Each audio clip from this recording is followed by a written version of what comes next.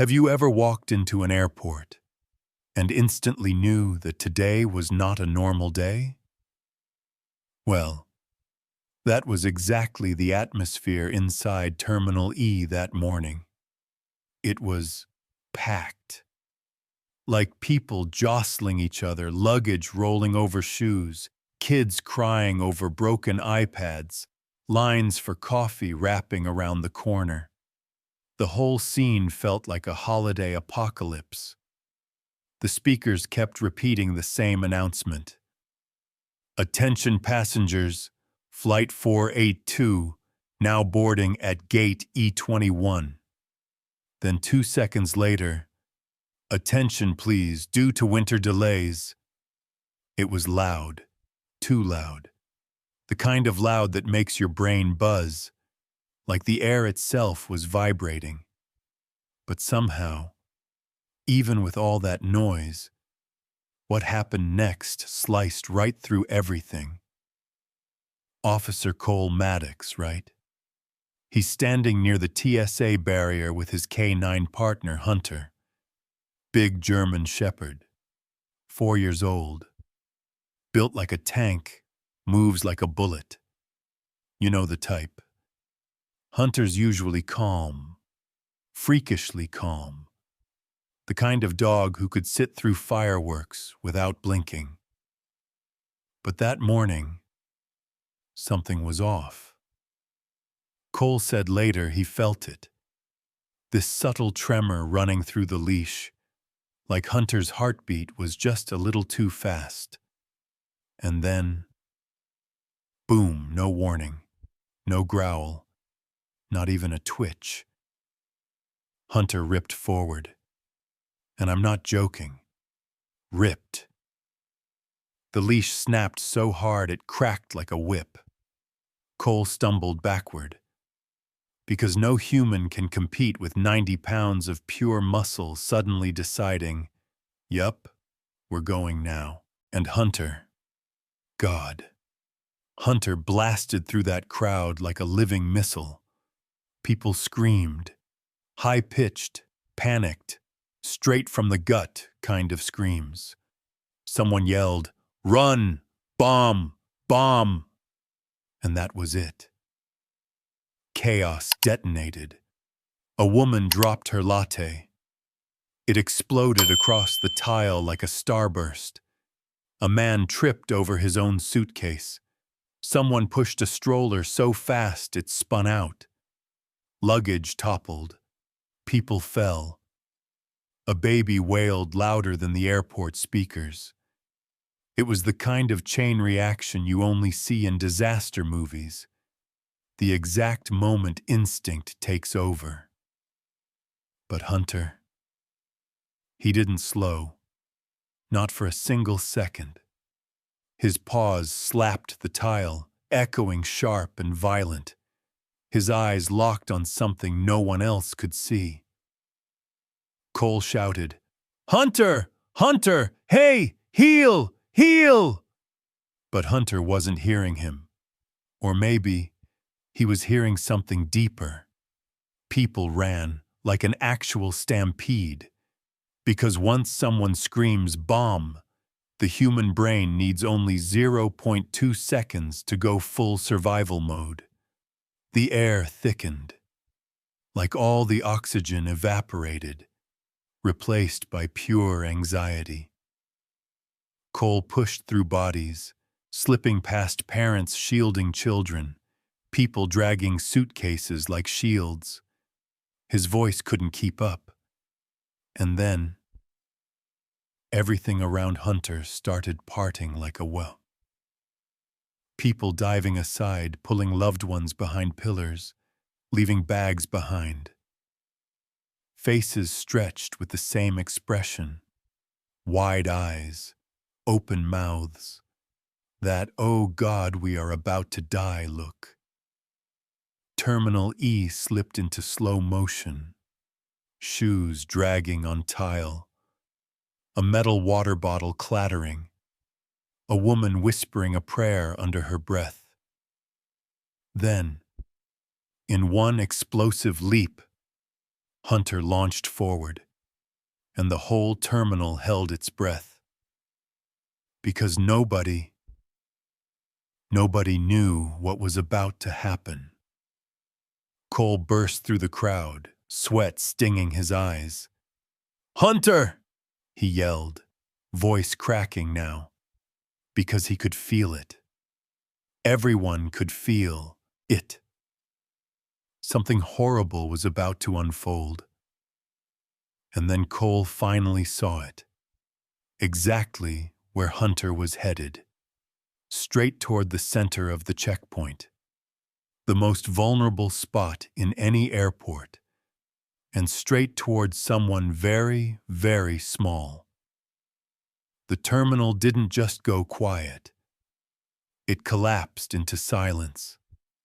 Because every single person watched in pure horror as K-9 Hunter launched himself toward a little girl. A tiny 7-year-old in a red winter coat, holding a silver unicorn backpack. And that, right there, was the moment the entire world tilted off its axis. Because the second Hunter's paws hit that polished airport floor, hard enough to echo against the glass walls, the little girl he was charging toward, she didn't scream. She didn't even run. She just froze. Like someone unplugged her from the world. Her name, people learned later, was Harper Dunn. 7 years old, tiny as a sparrow, wearing an oversized red winter coat that swallowed her whole. And right there, in the dead center of Terminal E, she slipped on the tile and went down hard. Not gracefully, not like an oops, I tripped. No. This was the kind of fall that happens when your whole body short circuits. Her unicorn backpack, silver, dented, one frayed strap, hit the floor first with a dull thud. Then her knees, then her palms. Then her whole tiny body curled around that bag like it was the only safe thing left in the universe. And the sound she made, God. It wasn't a scream. It wasn't even a cry. It was this tiny, panicked hiccup. Like she was holding her fear in so tight, it squeezed the breath right out of her. She whispered, barely audible, "I'm sorry. I'm sorry. I don't know what I did wrong." And that's when the whole terminal turned on its axis. Because you could feel the crowd shift. 400 adults, businessmen, moms, students, soldiers, tourists, all who had just been running for their lives, suddenly went still. And then they did the thing humans do when they're scared and don't understand something. They stared, hard, at a 7-year-old girl. You know that look people get when they think they're staring at danger? Yeah, that one. Except this time, the danger was a crying child with a unicorn backpack. One woman gasped, her voice sharp enough to echo, "Oh my God, is she holding something?" A man yanked his wife backward, like Harper was radioactive. Another guy muttered, This is bad. This is really bad." Someone else whispered, "What if she has a device? What if the dog smelled something?" The words fell around her like cold rain. And Harper?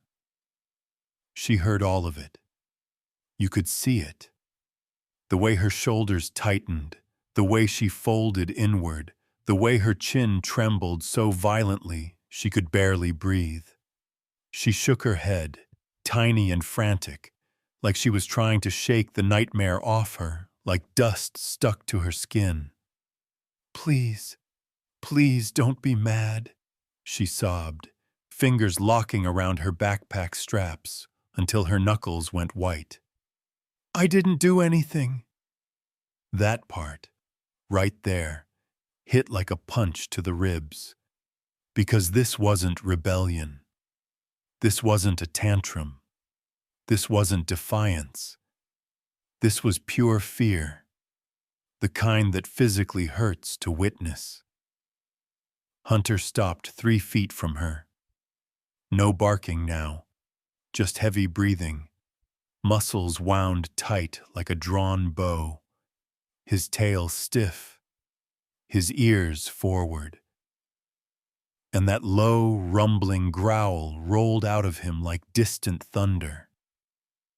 But it wasn't aimed at her. Not the girl.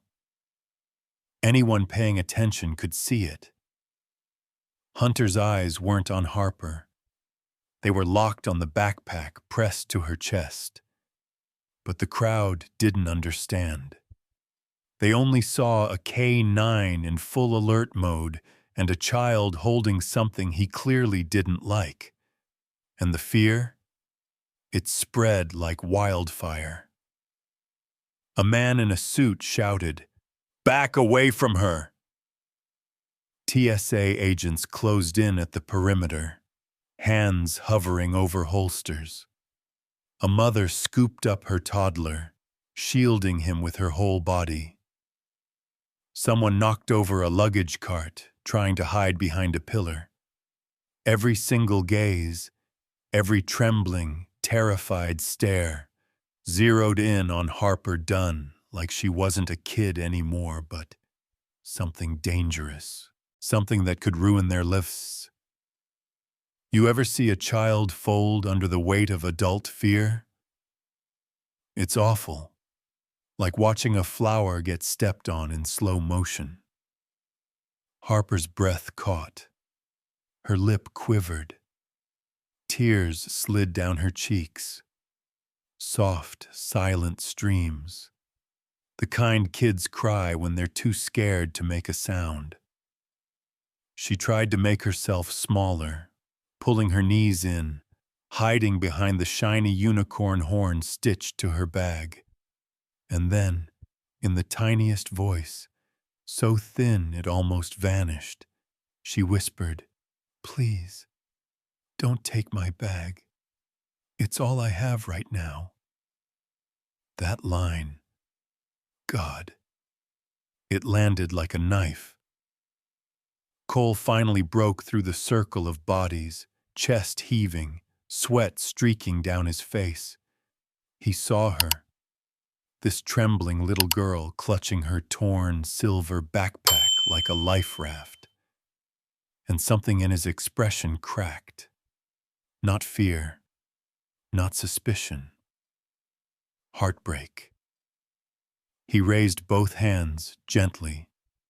Hey, sweetheart. It's okay. You're not in trouble." But before he could take one step closer, someone behind him shouted, "She's the threat! The dog went straight for her!"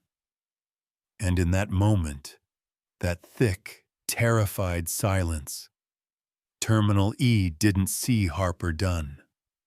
They saw a possibility, a worst-case scenario, a ticking bomb with pigtails and pink sneakers.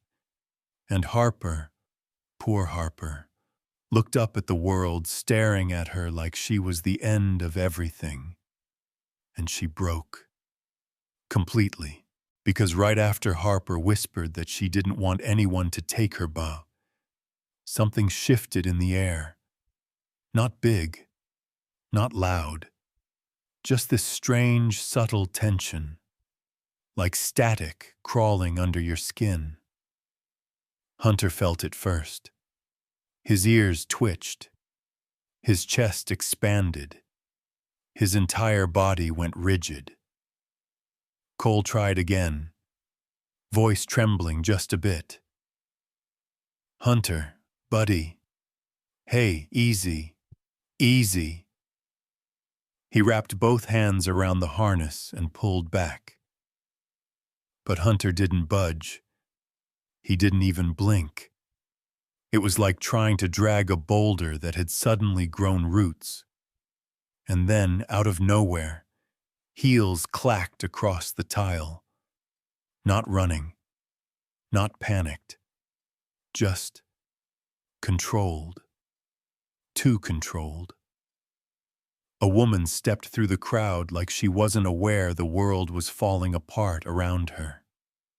Tall, elegant, hair slicked back in a perfect twist, tan coat, designer boots, perfume, soft, floral, completely wrong for this moment. She pressed a hand to her chest and gasped, "Oh my goodness, Harper!" People parted for her immediately. Maybe because she looked like she belonged somewhere safer than this mess. She knelt beside Harper with carefully practiced concern. "Sweetheart, Mommy's here. Are you hurt? Did you fall?" Harper stiffened. Not in relief, not in recognition, but in fear. A small, trapped fear kids can't fake. Cole paused mid-step. "Ma'am, I need you to stay back." But she ignored him completely, brushing a strand of Harper's hair back like she had every right to touch her. "Baby," she cooed, "look at Mommy. It's okay now." And that was the exact second everything snapped. Hunter exploded, not barking like before. No, this was different. Raw, deep, violent. A sound that hit everyone straight in the ribs. He lunged so hard Cole nearly lost his grip again. Hunter's claws screeched across the floor as he pulled toward the woman, eyes blazing, teeth flashing. "Hunter, no!" Cole shouted. But Hunter wasn't reacting to Harper. He wasn't reacting to the crowd. He wasn't even reacting to the backpack anymore. He was reacting to her, Evelyn Shaw. At least that's the name she gave later. Froze mid-reach. "Why is your dog acting like this?" she snapped, pulling her hand back only an inch. Cole's voice tightened. "Because he's smelling something I'm not." Evelyn scoffed, offended. "Well, he needs to stop. I need to take my daughter home." And Harper, trembling, shaking Harper, shook her head so fast her hair whipped. No, you're not. You're not my—" But she didn't finish. Because the moment Evelyn reached again, just brushing 2 fingers against Harper's sleeve, Hunter lunged with such force Cole had to throw an arm around the dog's chest just to hold him back. People screamed. A guy dove behind a suitcase. A woman clutched her pearls like she was watching a demon materialize. Cole's pulse spiked. "Ma'am, step away now. I'm serious." Evelyn shot him a sharp, icy look. Not scared, not confused, annoyed. "That's my child," she snapped. "Move." But no one missed it. The flicker in her eyes when Hunter growled again. A quick, involuntary flash of something cold, something calculated, something wrong. Harper whimpered, Please don't touch me again." That wasn't how a kid talks to their mom. Everyone knew it. Even the crowd shifted uneasily. A man whispered, "Dude, that kid's terrified of her." Another muttered, "Why isn't the dog reacting to the girl? He's aiming at the woman." The whisper spread. Quick, electric. Cole saw it too. Hunter's whole body was angled between Harper and Evelyn. A protective stance. A warning stance. "Ma'am," Cole said firmly, "I need to see ID." Evelyn's smile twitched. "Are you serious? In the middle of this chaos?" Hunter barked so explosively half the terminal jumped. Cole's voice hardened. "I'm not asking again." And suddenly, the people who had feared Harper only minutes ago realized the truth. Hunter wasn't malfunctioning. Hunter wasn't confused. Hunter wasn't attacking. Hunter was defending her. Defending the girl from the woman calling herself Mom. Evelyn rose slowly, too slowly, and her perfect mask cracked just a fraction, enough to make stomachs twist. "Fine," she said sharply. "If you want to make this difficult." Hunter's growl cut her off. Low, vicious, instinctive. The kind of sound a K9 only makes when something is deeply, dangerously wrong. Cole steadied his grip, eyes locked on Evelyn, and for the first time since she appeared, she stepped back. Just one step, but enough to confirm what Hunter had known all along. She wasn't there to save Harper. She was there for something else entirely. Something nobody in Terminal E understood yet. "And now I want to hear from you. Honestly, if you were standing there, watching a trained police dog lose his mind at only one person in the room, what would you think first?" 1. She's definitely hiding something. 2. The dog knows more than we do. 5. Trust the dog. No hesitation. 6. Something else? Tell me, because once Evelyn stepped back, finally, reluctantly, Cole dropped to one knee beside Harper, not touching her, just lowering himself to her level.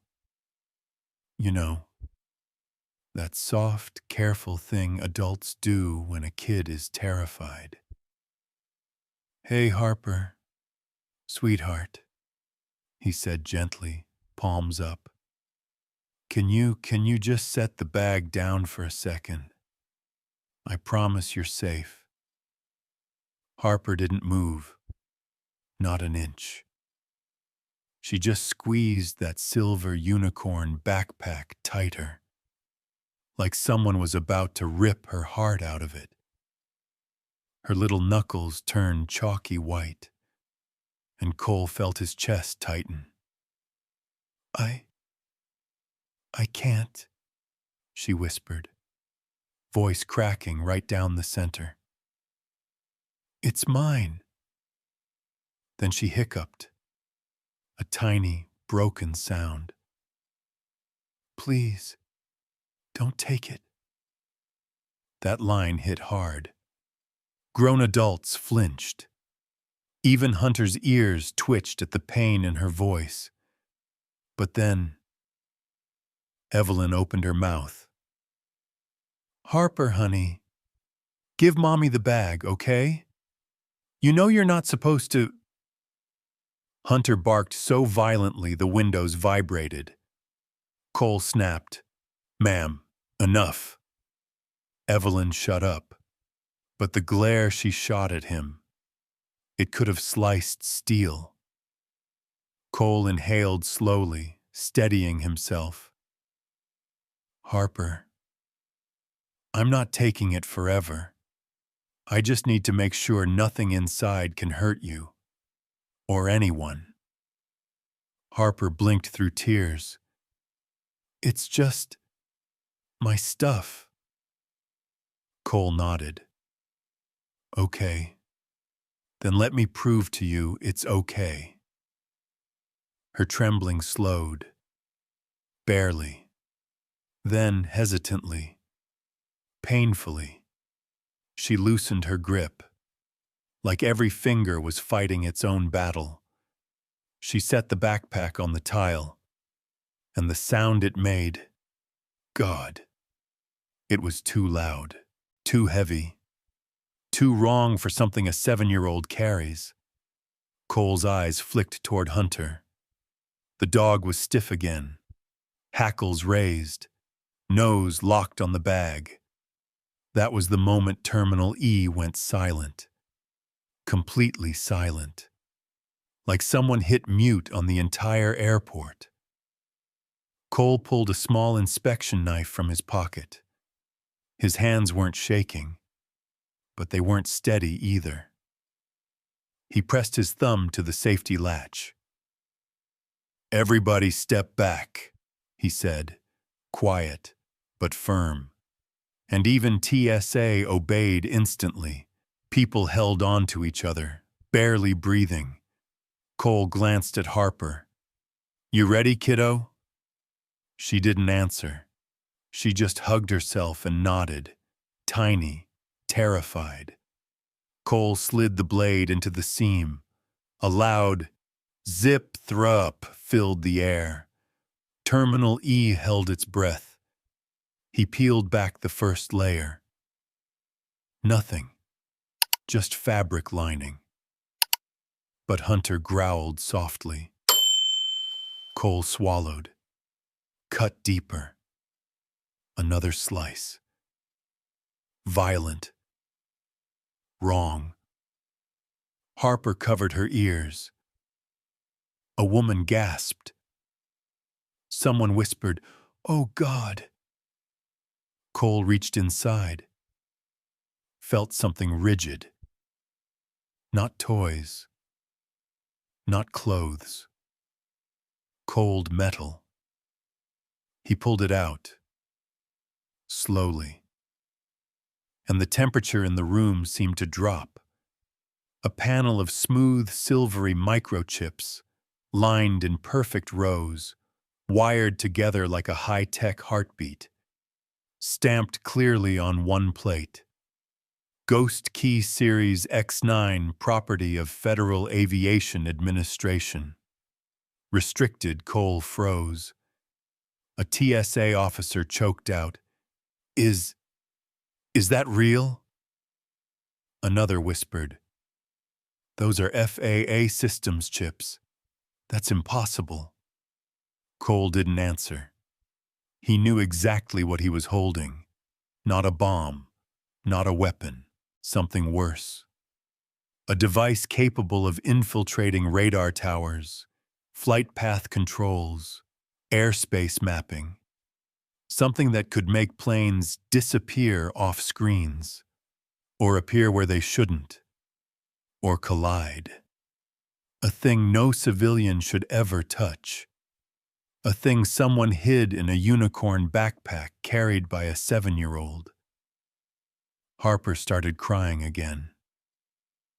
I didn't know. She told me not to open it. She said it was a secret. I thought it was candy or a toy." Cole's voice softened. "Harper, listen to me. You didn't do anything wrong. Nothing. You hear me?" But she couldn't lift her head.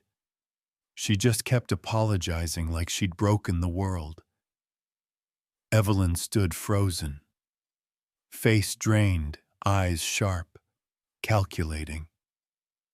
Hunter didn't look away from her for even a second.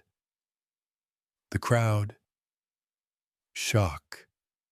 Real shock. Not the mild kind. Not the wow, surprising kind. No. The kind that steals sound from a room. The kind that drops your stomach into your shoes. A businessman whispered, "She was carrying that." A mother muttered, "Oh my God, they used a child." An older man, voice shaking, said what everyone else was thinking. This could have taken down the whole airport. Cole stood slowly, ghost key chips reflecting the lights. And right then, everyone in Terminal E finally understood something Hunter had known from the start. The danger wasn't the girl. The danger was whoever put this inside her bag. And that gut punch of a moment? Yeah, it only got louder. Because while everyone stared at those microchips like they were looking at a ticking apocalypse, Hunter suddenly stiffened, muscles locking, head snapping sideways so fast Cole almost missed it. But he didn't miss what came next. Evelyn Shaw. Perfect hair, perfect coat, perfect fake concern, moved. Not big, not dramatic, just subtle. She reached for Harper again, not her shoulder this time, her wrist, and she squeezed. Quick, sharp, hidden between bodies, but not hidden enough. Harper winced, a tiny flinch, the kind kids try to hide when they're scared. But Hunter saw it. Of course he did. His reaction was instant. A sound ripped out of him. Not a bark, not a growl. Something between thunder and a threat. So powerful a TSA officer dropped his radio. Cole jerked toward them. "Hey, stop! Don't touch her!" But he was too slow. Hunter was already there, launching his body between Harper and Evelyn like he'd been waiting for that exact moment his entire life. His frame slammed into place, solid, unmoving, unbreakable. Every ounce of weight braced to the floor, a barrier of fur, teeth, and raw instinct, and the message was brutally clear. If anyone was going to hurt this girl again, they would have to go through him. For a split second, nobody breathed. Then Evelyn snapped. "What is wrong with this animal?" She yanked her hand back like she'd touched fire. But the look in her eyes? Yeah, that wasn't fear. Not real fear. It was annoyance. Anger. The expression of someone whose plan just hit a brick wall wearing a badge and a K9 vest. Cole stepped forward, jaw clenched. "Ma'am, I saw that. Don't lie. You grabbed her." "I was comforting her," she snapped. Hunter growled so deeply the floor seemed to vibrate. People stepped back like the sound itself shoved them. Harper pressed into Hunter's side, trembling. "It hurt," she whispered. That was it. The moment everyone in Terminal E realized they'd been afraid of the wrong thing the entire time. A man muttered, "Jesus, she wasn't protecting the kid.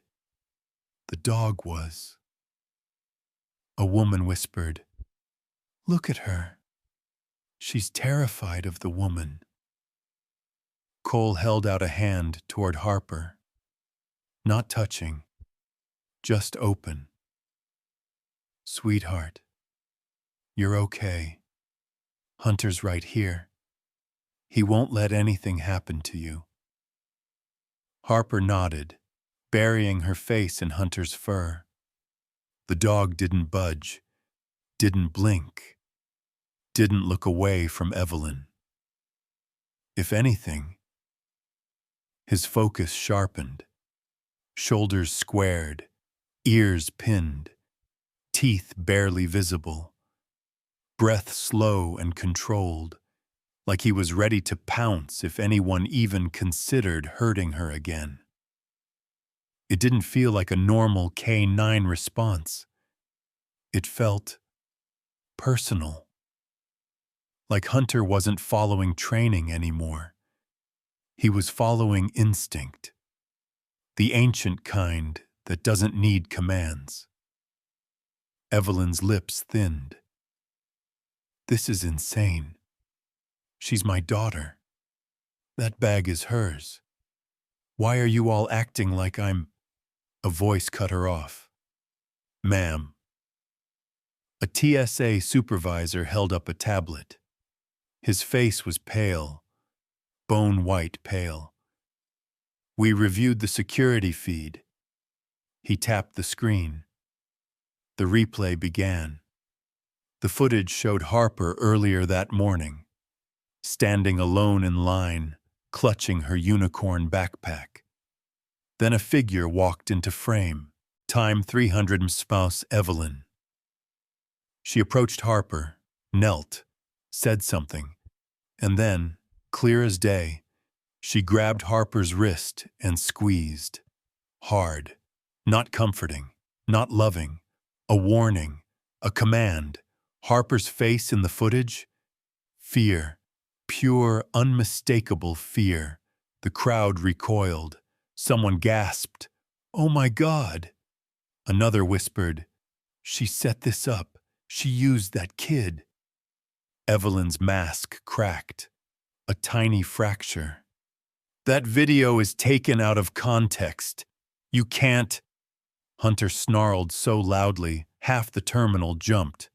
Cole stepped between them. But he didn't calm Hunter. He didn't even try. Because for the first time since all this started, Cole Maddox looked afraid. Not of the dog. Not of the chips. Not of Harper. He was afraid of the woman standing right in front of him. "Ma'am, I need you to step away from the child. Now." Evelyn opened her mouth to argue. Hunter took one step forward. Just one. Enough to say, "Try it. I dare you." Terminal E held its breath. Because right as TSA moved in to detain Evelyn, one of the security monitors behind them beeped. Sharp, urgent. The kind of beep that makes your stomach drop before your brain even knows why. A tech yelled, "Officer Maddox, we've got movement. Service corridor C13. Someone's fleeing, matching secondary suspect profile." Cole spun around. "Show me." The monitor lit up with grainy footage. A figure moving fast, too fast, down a maintenance hallway. Reflective vest, tool belt, hard hat tilted low. But the walk, the pace, the shoulders. This wasn't a repair worker.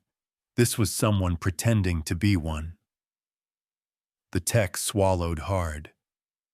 That's gotta be the mantis. And Hunter, swear to God, reacted before Cole even processed the words. His head snapped toward the hallway. He growled, short, sharp, electric. Then he took off. "Hunter! Hunter!" Cole shouted, sprinting after him. Terminal E erupted again as people jumped away. Someone yelled, "What now?" But Hunter didn't care. He barreled through the service door like a guided missile with fur. Cole slammed into the door after him, badge out, adrenaline spiking so hard his vision tunneled.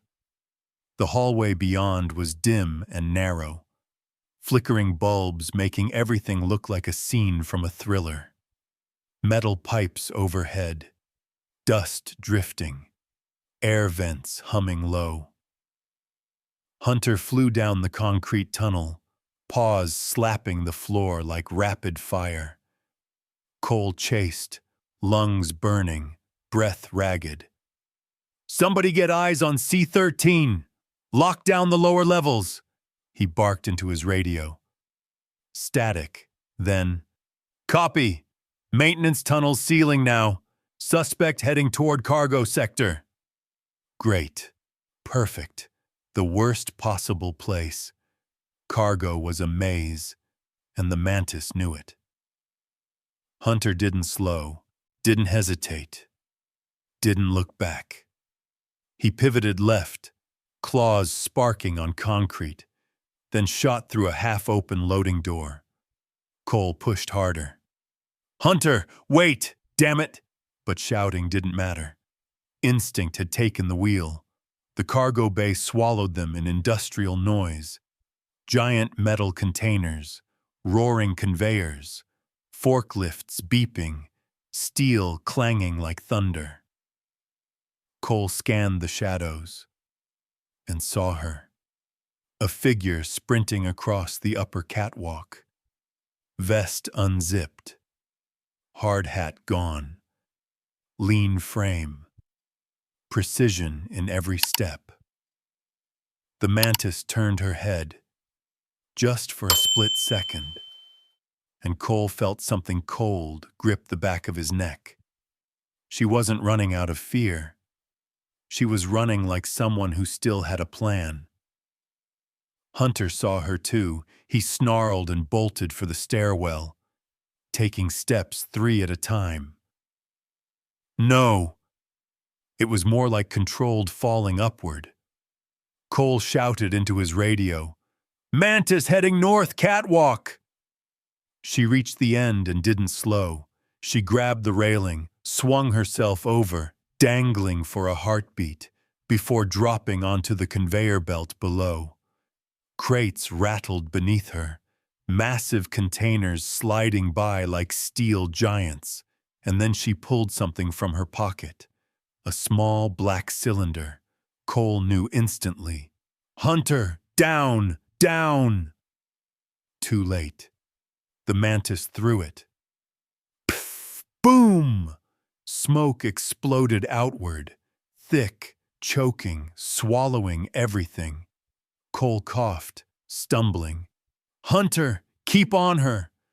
But Hunter didn't flinch, didn't cough, didn't break focus. He dove into the smoke like it wasn't even there. Cole plunged after him, eyes burning, lungs screaming. Metal clanged. Something toppled. A crate slammed hard enough to shake dust from the rafters. Then, the worst sound yet, a grinding roar above them. Cole looked up, just in time to see the Mantis, shoving a massive cargo container, easily 600 kilos, off the railing. "No! Hunter, move!" The container fell like a meteor, slicing through smoke, metal screaming, air whipping. But Hunter wasn't there when it hit. Somehow, some miracle, he launched himself through the smoke, clearing the falling container by inches. His paws skidded across the belt, claws scraping for traction. Cole froze. That moment? It was movie level. No, beyond that. It was primal, terrifying, beautiful. Hunter didn't stop. He surged forward again, silhouette carved in muscle and instinct. The Mantis hesitated, her first crack of fear. Too late. Hunter lunged. He hit her like a battering ram, knocking her off the conveyor into the shadows below. Cole followed, dropping hard, pain shooting up his knees. "Hunter, hold!" When the smoke thinned, Cole finally saw them. Hunter, pinning the Mantis to the concrete, teeth bared inches from her face, not hurting her, just holding her like a soldier trained for war. And the Mantis, for the first time, she looked afraid, really afraid. Cole exhaled, long, shaking, then pulled cuffs from his belt. "Good boy," he whispered. "You got her." Hunter didn't blink, didn't lift his eyes, didn't relax. He stayed locked, like a warrior guarding the last sacred thing on earth. And if you think this moment wasn't enough to raise every hair on your arms, wait till you see what happens when they drag this woman back into the light. Yeah, no. Because the emotional earthquake that came next, nothing prepared anyone for it. Cole dragged the mantis out of the tunnel in cuffs, Hunter right beside him. Still keyed up, still growling under his breath like he dared her to breathe wrong. TSA swarmed, radios screamed, people whispered, half terrified, half stunned. But in the middle of all that noise, all that static, there was Harper, small, shaking, sitting alone on the cold tile where they'd left her for safety. Arms wrapped around herself like she was trying to stop her heart from falling apart. Her unicorn backpack, empty, gutted, exposed, sat beside her like a symbol of everything she'd lost in one morning. And then, the sliding doors at the far end of Terminal E flew open so violently they banged against the frame. A woman stumbled in. Messy hair, hospital scrubs under a half-zipped winter coat, shoes soaked from running, face pale and streaked with panic. She wasn't walking. She wasn't even running. She was desperate. "Harper!" Her voice cracked across the terminal. "Harper! Baby, where's my daughter?" People froze mid-step. A man dropped his coffee. Someone whispered, "Oh God, is that her mom?" Cole turned fast, eyes wide. "Dr. Dunn! Ma'am, wait!" But she didn't hear a single word. She shoved past TSA, past passengers, past barriers, shaking, breath broken, stumbling almost to her knees. "Harper! Harper, answer me! Please answer me!" And then, Harper lifted her head. A tiny, broken sound left her chest. "Mom?" And that one word, that tiny whisper, hit everyone like a punch straight to the ribs. Julia Dunn, Harper's real mother, saw her, and she collapsed to her knees. "Baby! Oh God, Harper, baby, I'm here. I'm right here. Come to me." Harper didn't walk. She didn't hesitate. She ran. Her feet slapped the floor, breath choked, tears streaking down her face like she couldn't hold anything back. "Mommy!" she screamed. Pure terror, pure relief, tangled into one sound that shook the air. She threw herself into Julia's arms, hard, both of them hitting the floor. But neither cared, not even a little. Harper clung to her mother like she was hanging off the edge of a cliff, fingers tangled in scrubs, face buried in her chest, body shaking violently. "Don't let them take me! Mommy, don't let them take me! Don't let the lady get me! Please!" Julia wrapped every inch of herself around her daughter. Arms, hands, shoulders, like she was shielding her from the entire world. "No, baby, listen to me. Nobody's taking you again. Nobody. Mommy's here. I've got you. I've got you." Harper sobbed harder. "She said you told her to get me. But it wasn't you. It wasn't you." Julia's face crumpled. Real pain, real guilt, real terror she'd carried for hours. No, sweetheart. No one speaks for me. No one touches you without me. You're safe. You're safe now.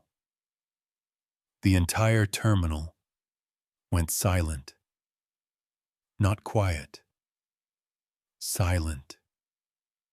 People wiped their eyes. A TSA agent turned away, pretending he had dust in his eye. A businessman set down his glasses and stared at the floor. And Hunter. Hunter slowly walked over and lay beside them. Not guarding, not growling, just being there.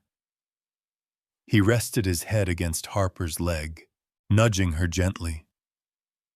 Harper's crying hitched. She reached out, tiny hand trembling, and touched his fur. Hunter didn't move away.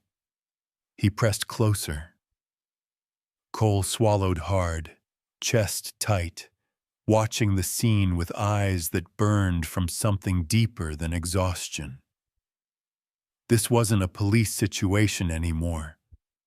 This was a family being put back together after nearly being destroyed.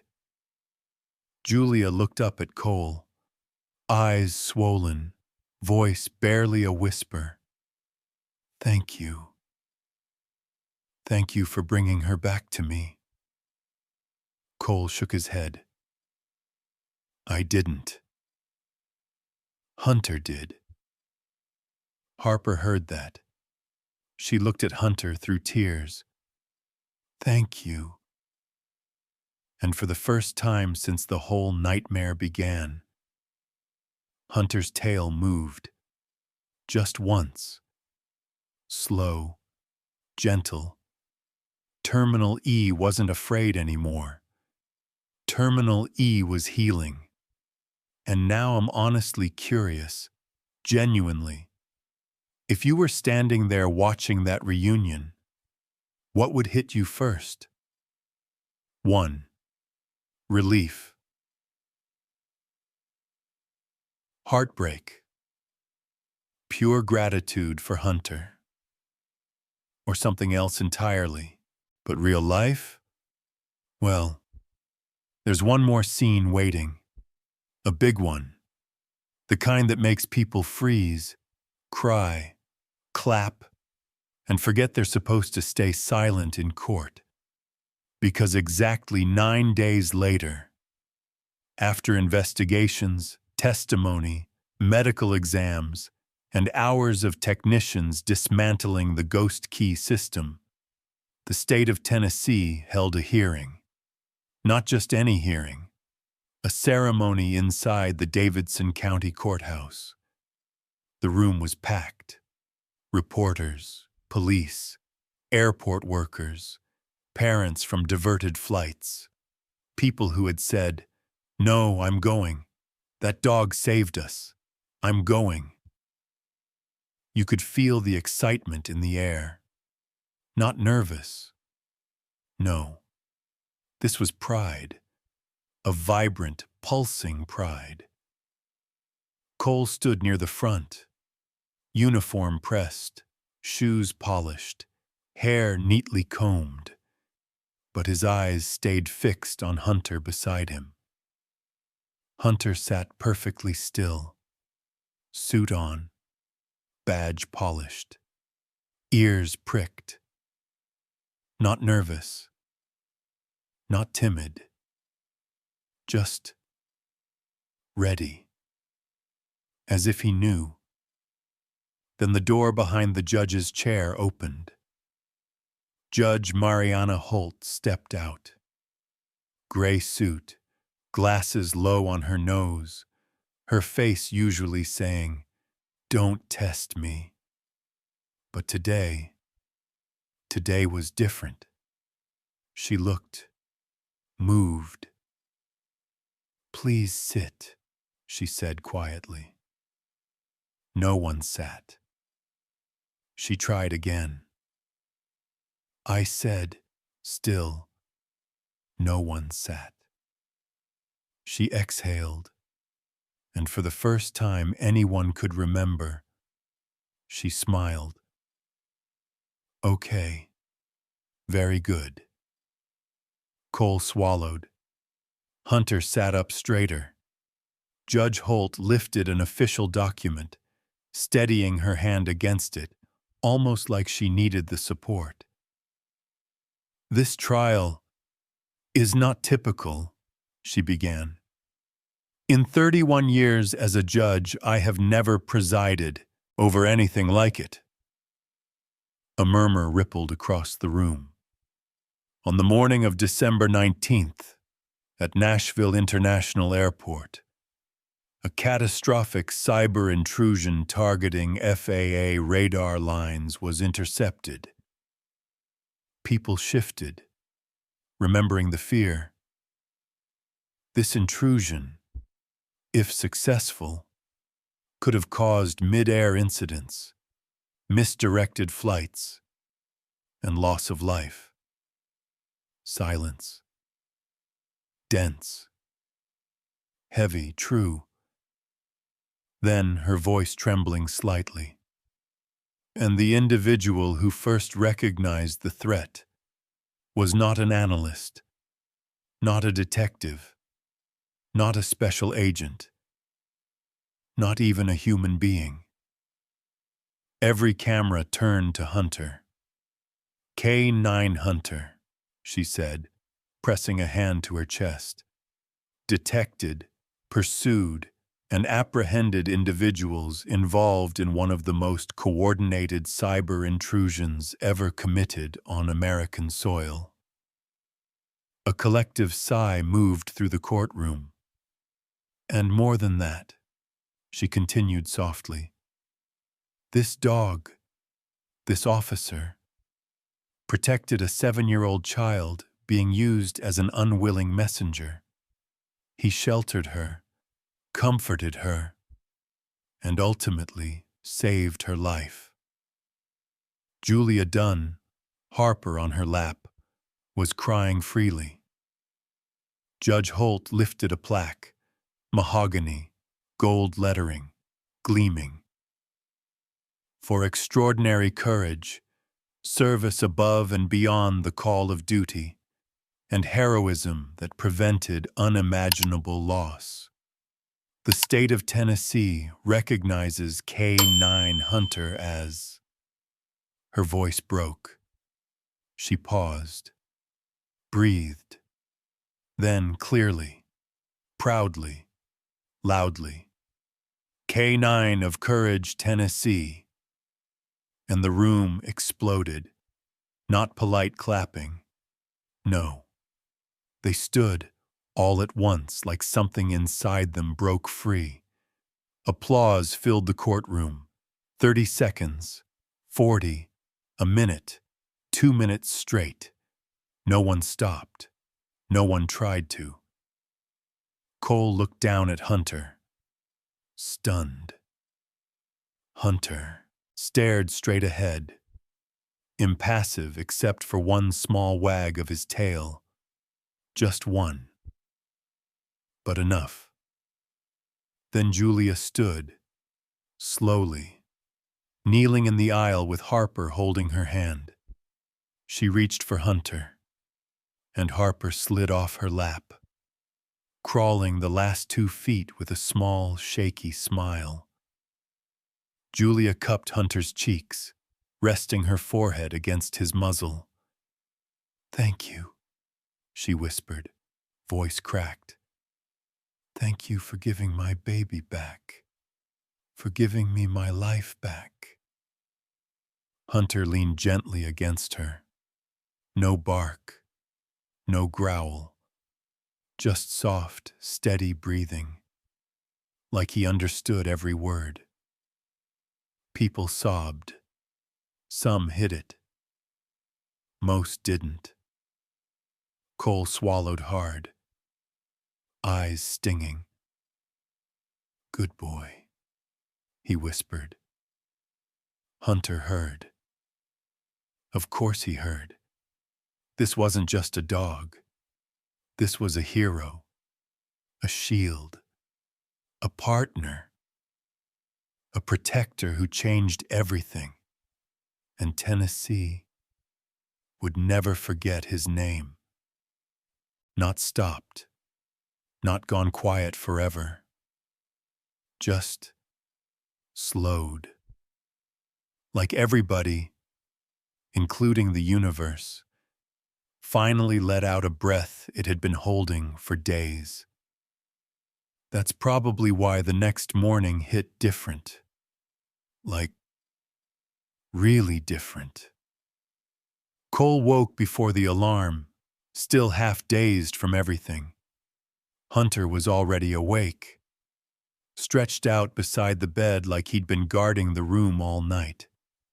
His chest rose steady, calm, nothing like the tense, vibrating growl he'd carried through the airport. Cole rubbed his eyes. "Morning, buddy." Hunter lifted his head, blinked once. A slow tail thump, and that was enough. Cole grabbed his jacket, Hunter's vest, and whispered, "Let's go walk before the world remembers how to be loud again." They stepped onto the service path behind runway E-14. No crowds, no alarms, no reporters. Just a peaceful, cold Nashville morning where someone had dialed the whole world down to 20%. The sky was still waking up, soft gold bleeding into leftover blue. Fog rolled across the asphalt like thin silk. Distant jet engines hummed, low, gentle, nothing like the chaos from before. Honestly, it felt unreal. Like the airport wasn't the same place where a child had cried and a cyber ring nearly blinded FAA radar. Cole shoved his hands into his pockets, breath fogging out in front of him. "Wild week, huh?" He laughed softly. Saying it out loud makes it sound like a bad joke. Hunter trotted beside him, ears flicking to distant sounds but not alarmed. Not tense, just present. His paws made a soft pad, pad, pad on the concrete. Steady, rhythmic, comforting. They walked in silence. Good silence. The kind that lets your heart settle back where it belongs. Then, out of nowhere, Cole said, "You know, I don't think I've ever been this grateful to just breathe. Literally breathe normal air without someone shouting, 'Threat detected!'" Hunter looked up, head tilted, as if saying, "You humans panic too much." The sun climbed higher, splashing gold across airplane tails lined along the runway. Engine steam rose like warm ghosts drifting into the sky. Cole stopped, taking it all in. "You saved a whole damn airport," he murmured. "And a little girl, and probably me too." He scratched behind Hunter's ear. Hunter leaned into it, soft, content, almost smiling. Cole wasn't talking like an officer now. He was talking like a man who finally realized how close everything came to breaking. Footsteps behind them, light ones, hurried through the morning fog. Cole turned. Harper, running toward them. Oversized hoodie, messy curls, cheeks pink from cold. Behind her, Julia walked slower, tired but smiling. Cole blinked. "Hey, how'd you get out here?" Julia grinned. Your boss said it was fine. Harper insisted. Harper stopped in front of Hunter, chest heaving, and whispered, "Hi, Hunter." Hunter's tail swept the ground, a soft whoosh. Harper knelt, cupping his face. "I wanted to see you before we go home, and to say thank you again." She reached into her hoodie and pulled out something folded, a strip of unicorn fabric, silver, frayed, the only piece of her backpack that survived. "I saved this," she whispered. "It didn't feel right to throw it all away, and I wanted you to have it, so you don't forget me." She tied the ribbon onto Hunter's vest buckle, slow and careful. It fluttered in the cold wind. Hunter lowered his head and nudged her shoulder. Gentle, deliberate. Harper giggled, a real giggle. Julia pressed a hand to her heart. "You've given her something she'll never lose," she whispered. "Safety, trust, hope." Cole nodded softly. She gave him something too. Julia frowned. "What?" Cole looked at Hunter. Noble, still, a unicorn ribbon on his vest. "A reason," he said quietly. "A reason to be more than a K9. Hunter looked at him like, "Yeah, I'm not just some dog anymore." "Keep up, man." The sun broke fully over the horizon, gold spilling across the runway, turning the fog into glowing mist. For one long, perfect moment, the world paused. Pain turned to healing. Chaos turned to peace. A dog, a girl, and a weary officer stood in a sunrise that felt like a new beginning. Julia exhaled softly. "We should head back. But thank you, Officer Maddox." Harper hugged Hunter one last time. Tight, warm, grateful. "Bye, Hunter," she whispered. "Don't forget me, okay?" Hunter barked once. Soft, certain. Harper smiled, like she already knew that was the answer. As they walked back toward the terminal, Cole looked down at his partner. Hunter looked back. Calm, steady. A ribbon fluttering on his vest. Sunrise glowing across his fur. And for the first time in a long time, Cole whispered, "Yeah, I think we're gonna be okay." Yeah, it was the kind of quiet, tiny moment that somehow hits even harder than all the loud ones before it. Cole and Hunter stood in that soft morning glow, steam rising from the runway, the faint hum of warming engines drifting across the concrete, when Harper slowed her steps, not stopping, not turning around yet, just hesitating. Like something inside her tugged her back toward the dog she wasn't ready to leave. Julia paused too, that instinctive mom radar kicking in. "Harper? Everything okay, baby?" Harper didn't answer. She just looked at Hunter.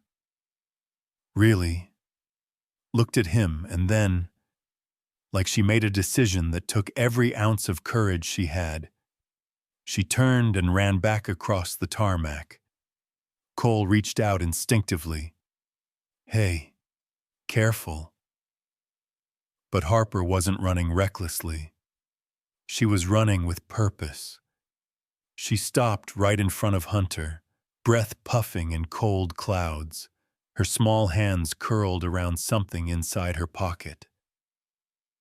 "Hunter," she whispered, her voice different now, not scared, not shaky, just soft, full of meaning a 7-year-old shouldn't have to carry, but somehow did. I have something for you." Hunter tilted his head. Cole stepped aside, letting her be. Harper slowly opened her fist. Inside, a small silver fabric scrap. Frayed edges folded neatly, protected like treasure. The last remaining piece of her unicorn backpack. The backpack that carried danger she didn't know about.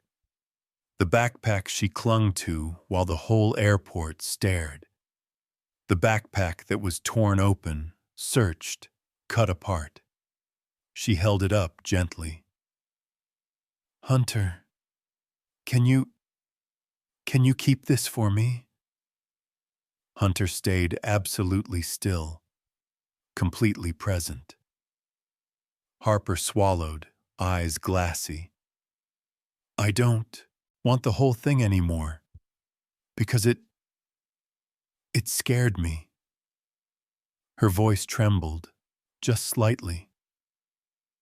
"But this part, this little piece, it wasn't bad." Then she looked at him again. "So, I want you to have it, so you don't forget me." Cole felt something tighten in his chest. That strange mix of pride, sadness, healing, hope. Hunter lowered his head slowly, like he understood every single word. Julia whispered, "Oh, sweetheart." Harper stepped closer, her cold fingers brushing his warm fur. "Hold still, okay?" And Hunter did. Perfectly.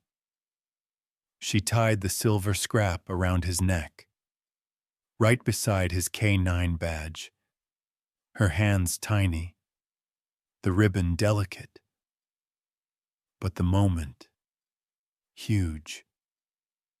When she tied the final knot, she whispered, "There. Now you'll remember me." And as if on cue, the sun crested the horizon. Golden light spilled across the runway, catching the fabric instantly. It glowed, shimmering like a tiny piece of magic against Hunter's dark fur. Cole felt his breath hitch. For one perfect second, it didn't look like a scrap from a traumatic day. It looked like a medal, a symbol, a promise between a child and the dog who saved her life. Hunter stood tall, chest lifted, silver ribbon fluttering in the cold breeze. Julia covered her mouth, eyes wet. "Oh my God. He looks beautiful." Cole nodded. "Yeah, he does." Harper pressed her forehead to Hunter's, right between his ears. "Thank you," she whispered. "Thank you for finding me, and for not being scared of the parts of me everyone else was scared of." Hunter nudged her cheek, soft, gentle. Harper giggled, a real giggle. She wiped her nose with her sleeve. "Okay, now you won't forget. Ever." Cole crouched beside her. "You know something?" he said softly. "I don't think he could forget you even if he tried." Harper grinned, bright, warm, the kind of smile you only get the morning after you survive something huge. Julia touched Cole's arm. Thank you for trusting him. Cole shook his head. He trusted himself. I'm just trying to keep up. As mother and daughter walked away, the silver ribbon shimmered again in the sunrise. Hunter watched them go, tail swaying once, quiet, steady, certain. Cole exhaled slowly. Yeah, buddy. That looks good on you. And for the first time in a long time, the world felt soft. Like hope wasn't just possible, it was shining around Hunter's neck. But it wasn't done. Not even close. Because what came next, yeah, it was the kind of moment that doesn't belong to the world. It belongs to two souls who survived something together. Harper had started walking back toward her mom, but halfway there, she stopped again. Like something inside her tugged hard enough to turn her around. She looked up at Julia. Julia gave her a tiny nod. Go on, sweetheart. Harper turned and walked back toward Hunter. Slow, quiet steps, like she was approaching something holy. And maybe she was. Hunter sat perfectly still, chest rising slow and steady, the silver unicorn scrap on his vest fluttering like a heartbeat. Hunter, Harper whispered, can I hug you again? Hunter didn't wait for permission from Cole, from Julia, from anyone. He simply stepped forward. Harper's face crumpled. Not from fear this time, but from a relief so deep it hurt to watch. She threw her arms around him. Not gentle, not shy. A full body, desperate, please don't ever disappear kind of hug. Her fingers dug into his fur. Her face pressed to his neck. Her little shoulders trembled with leftover sobs she thought she was done crying. And Hunter did something that made Julia gasp softly behind them. He lowered his head and pressed his forehead gently, deliberately, against Harper's. A canine forehead touch. Primitive. Rare. A gesture wolves give their pack. A gesture dogs give only to humans they choose as theirs. Harper froze, stunned, then let out a tiny breath, like the world had finally told her it wasn't going anywhere. Cole whispered under his breath, easy, big guy. She's just a kid. But even he knew this wasn't protocol. It was something older, something real, a promise. Hunter nudged Harper's forehead again, soft, slow, then rested his head on her shoulder. Harper clung tighter. You're not leaving me, right? Cole stepped closer. Hey, he's not going anywhere. Not from you. Harper whispered without looking up. But I'm leaving. We're going home. Julia's voice softened. That doesn't mean you're losing him, sweetheart. Harper's voice cracked. But what if he forgets? Hunter moved before she could finish, pressing his forehead to hers again, firmer this time. Purposeful. A vow. What does that mean? Harper whispered. Cole smiled softly. It means he won't forget you. Not ever. Hunter rested his head against Harper's temple, breathing slow, matching hers, grounding her. Harper whispered, "I won't forget you either." Her fingers curled into his vest, memorizing the warmth, the texture, the moment. Julia spoke softly. "You protected my daughter. You protected the most important part of my world." Hunter didn't move, didn't look away. His ears twitched. The only sign he heard her. Cole murmured, "He didn't do it because he had to. He did it because something in him chose her." Harper pulled back just enough to look into his eyes, and then she said it. The kind of line that stays with you for life. "You saved me, but you also made me brave." Hunter blinked slowly, a deep, meaningful blink, like a hug without arms. Harper touched the silver scrap. "When you wear this, you keep me with you. If you ever feel scared, remember I'm brave now, and you made me that way."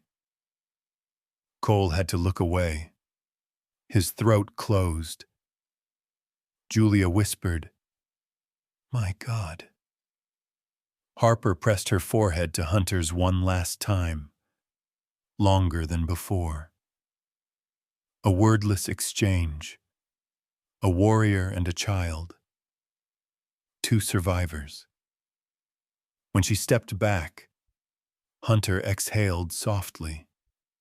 Not sad, not afraid, just accepting.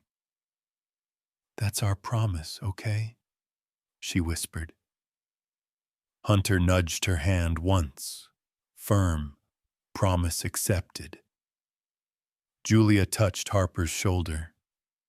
"We should go, honey." Harper nodded, wiping her face but not breaking eye contact until the very last second. Cole rested a hand on Hunter's neck. "You okay, buddy?" Hunter didn't move, didn't blink, just stared as Harper walked away. And in the golden light, with that tiny silver scrap fluttering on his vest, yeah, he looked every bit the warrior she believed he was. Not break, not snap, just shift. Like a lock turning, like a door opening he'd forgotten was even there. Harper and Julia walked away slowly, their silhouettes fading into the soft golden haze rolling across the tarmac. Hunter stood completely still until the very last second, until Harper disappeared behind the terminal doors, before he finally let out a long, heavy exhale. Cole rested a hand on the back of Hunter's neck. "Yeah," he murmured. "I know, buddy. I feel it too." Hunter looked up at him, eyes calm but deep, like he was carrying more than any dog ever should, like he understood everything that had happened, maybe even more than the humans did. They stood there a moment, just man and dog, letting the cool Tennessee breeze wash over them. The silver unicorn scrap on Hunter's vest fluttered like a tiny flag of hope, catching bits of sunlight as the sky kept brightening. Cole rubbed his thumb gently along Hunter's ear. "You know," he said quietly, "I watched you these last few days and I kept thinking maybe I was losing myself. Maybe I didn't have it in me anymore. The courage, the instinct, the heart." He laughed softly, shaking his head. "But then you went and proved me wrong." Hunter blinked. Slow. Steady. "You didn't just save Harper," Cole whispered. "You saved something in me I thought I'd lost a long time ago." Hunter nudged Cole's hand, firm, deliberate, like he was saying, "I knew it wasn't gone." Cole swallowed, pressing his palm lightly against Hunter's chest. "I mean, damn," he murmured. "I thought I was supposed to be the one protecting you." Hunter tilted his head, like, "Yeah, well, we both know how that works." The runway stretched ahead of them, wide, open, bathed in soft gold. Steam rose from the fuel vents. A jet far down the line revved gently as the crew prepped it for takeoff. The whole airport was waking up again. Slow, steady, peaceful. Cole took a deep breath, the kind that fills your lungs differently when you're no longer fighting the world. "You ready to walk?" Hunter didn't bark, didn't jump, didn't make a scene. He just stepped forward, right beside Cole, perfectly in sync, and together they started moving, boots crunching, paws padding, sunlight spilling across their shadows, stretching long behind them like reminders of everything they'd survived. Cole tucked his hands into his jacket pockets, glancing down at Hunter every now and then. "You know," he said softly, "if someone told me a week ago that a unicorn backpack, a cyber criminal named the Mantis, and a kid with the biggest heart I've ever seen would change everything for us," he chuckled, "I'd have said they watched too many movies." Hunter flicked an ear, like, "Yeah, well, here we are anyway."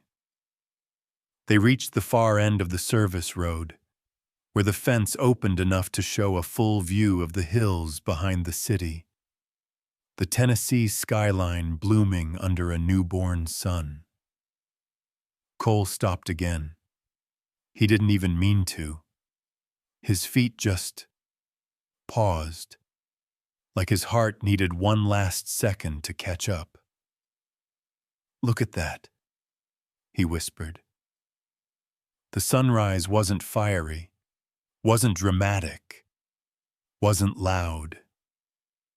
It was gentle, soft, like someone laying a warm hand on the world's shoulder. Golden light spilled over the hills, sliding across the hangars, touching the wingtips of planes waiting patiently on the runway. Everything felt washed clean, brand new, like after all the darkness, all the fear, all the chaos. Morning still came. It always comes. Hunter sat beside Cole, chest rising and falling in a calm rhythm, eyes scanning the horizon as if checking the world was truly safe again. Cole rested a hand over the silver scrap tied to Hunter's vest. "You kinda like that thing, huh?" Hunter didn't move, just stared forward. Proud, steady, anchored. Cole smiled. Real, soft, honest. "You're not just a K9. You're something else. Something bigger." Hunter leaned into his leg, just a touch, like he agreed. And that's when Cole felt it. Closure. Healing. Not the loud kind. The quiet kind. That sneaks up on you in warm morning light. He crouched down, cupping Hunter's face gently in both hands. "You're my partner," he whispered, "but you're also the best part of me, the part I thought got buried somewhere along the way." Hunter licked Cole's wrist once. Simple, powerful. Cole let out a shaky breath and nudged their foreheads together. Just for a second. "Thank you," he murmured. Hunter closed his eyes and leaned in. A warrior and a man. A dog and his human. Two survivors stepping into a day they never expected to see. Cole stood again, patting Hunter's side. "Come on," he said gently. "Let's go home."